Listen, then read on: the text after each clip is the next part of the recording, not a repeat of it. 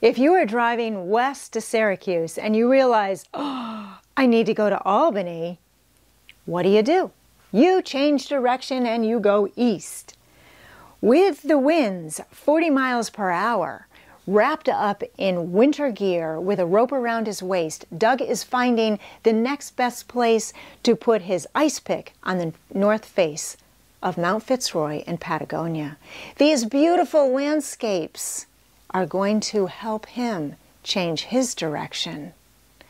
A Wild Idea by Jonathan Franklin.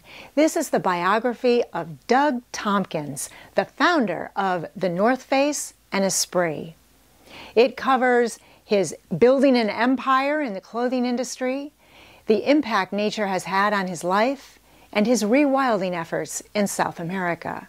Fast-paced, ambitious, and competitive, Franklin incorporates Doug's personality throughout the book. He's also self-centered, impatient, and hard to get along with, but overall, he's a great team builder, networker, and he loves to read and learn. Driven to excel, Doug makes millions of dollars in the clothing industry, but he always spends 4 months out of the year with his best friend, Yvon Chouinard, the founder of Patagonia, another clothing company, in the wilderness, kayaking, skiing, mountain climbing. And it is on these travels that he realizes how crucial nature is for humanity. It helps calm us down, it re-energizes us, and we need its resources in order to survive. He becomes concerned about the destruction of wildlife habitat and the loss of biodiversity. He realizes that he's been persuading people to buy his products that they don't really need and that it's wasteful. So he decides to take his money and his energy and shift it toward wildlife conservation.